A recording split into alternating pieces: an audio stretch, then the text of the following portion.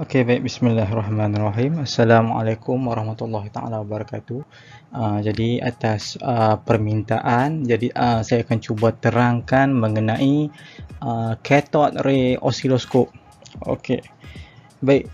Jadi pertama sekali adalah saya kreditkan slideshow ni kepada Cikgu Desikan yang saya dapat slideshow ni daripada uh, Telegram Guru Fizik se-Malaysia. Okey, baik, kita akan mula nah. Baik, bismillahirrahmanirrahim. Okey, jadi first kali adalah thermionic emission. Okey. Thermionic emission ni apa dah? It's a process of emission. Okay, process of emission of electrons from a heated metal surface. Okay, proses yang membebaskan elektron daripada besi yang dipanaskan. Okay, kita tengok gambar rajah ni. Okay, tengok dekat sini. Okay, bila kata ada arus yang mengalir, heated filament cathode, and then from this process it will release electron from this element. Okay, jadi proses mengeluarkan elektron ni dipanggil sebagai thermionic emission. Jadi benda ni berlaku banyak dalam sekeliling kita. Even oven kita pun juga ada proses thermionic emission. Okey, tapi apa yang beza dia dengan apa beza dia dengan oven ni, benda ni. Jadi kita boleh tengok kat sini. Okey. Metal consists of large numbers of electrons which are free to move at room temperature. The electrons are free to move but remains inside the metal. Okey, ni kita tahu dah. Benda ni bila kata kita tak panaskan dia move freely inside the metal lah. Okay, and the electron cannot escape at the surface because they are held by the attractive force of atomic nucleus. Elektron ni dia tak ada terbebas pada suhu bilik. Sebab apa? Sebab sebab apa dia tak dapat dibebaskan daripada ni?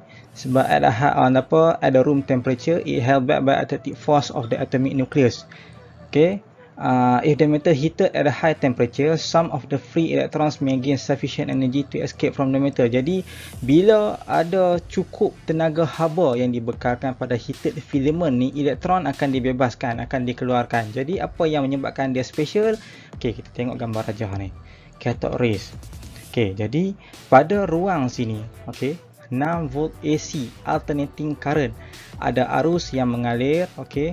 Ada current yang mengalir daripada sini lalu kat sini. Okey.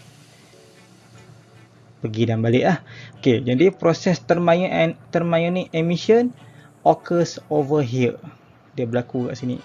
Jadi menariknya, bila kata elektron dibebaskan, dia akan lalu pada satu EHT ni, apa maksud dia, energy high threshold ni. Okey, bila kata yang ini direct current, yang ini ada anode adalah positif. Okey, anode adalah positif. Bila kata elektron yang charge ni negatif, lalu pada anode ni dia akan dipecutkan, dia akan kelajuan dia akan bergerak dengan kelajuan yang sangat tinggi dan dia akan hantam, dia akan langgar fluorescent screen ni. Okey, disebabkan dia langgar fluorescent screen ni pada kelajuan yang tinggi, kat sini akan mengeluarkan cahaya yang berwarna hijau. Okey, dan perlu kita ingat dalam ruang bekas dalam ni, dalam ruang bekas dalam ni, dia adalah vacuum chamber. Apa maksud vacuum? Maksud vacuum adalah dia tidak ada sebarang udara lain. Sebab apa pentingnya dia buat ruang vacuum ni? Supaya elektron itu tidak berlanggar dengan partikel-partikel lain yang mana menyebabkan arah dia senang berubah.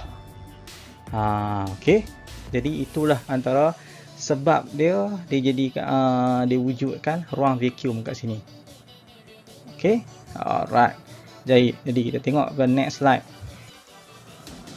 Okey, thermionic emission can be used to produce a continuous flow of electrons in a cathode ray tube. Dia dapat menghasilkan continuous flow of electron, arus elektron yang terus, yang non-stop.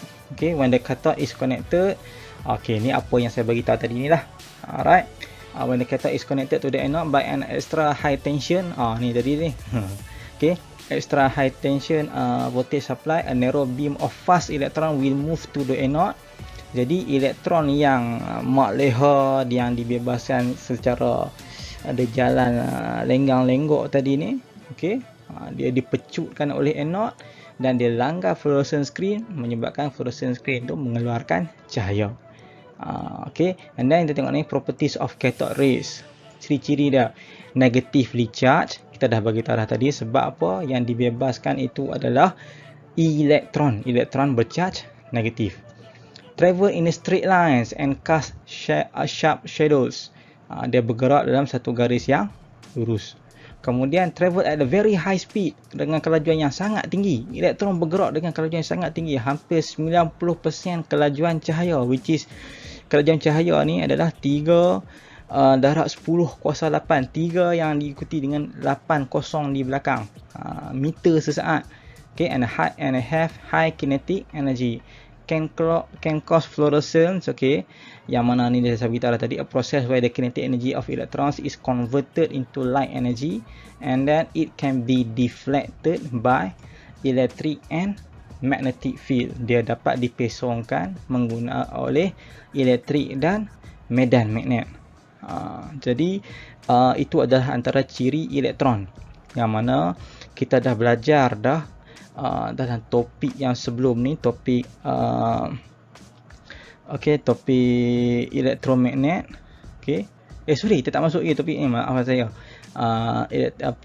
Dalam topik radioactivity, yang mana beta particle dapat dipesongkan di dalam medan magnet.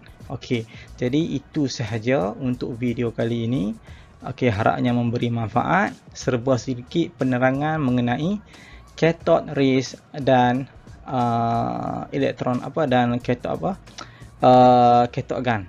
Okey, jadi itu sahaja. Kita jumpa dalam video seterusnya. Terima kasih kepada yang request. InsyaAllah saya akan buat lagi satu video sambungan mengenai osiloskop ni. Okey, terima kasih. Bye.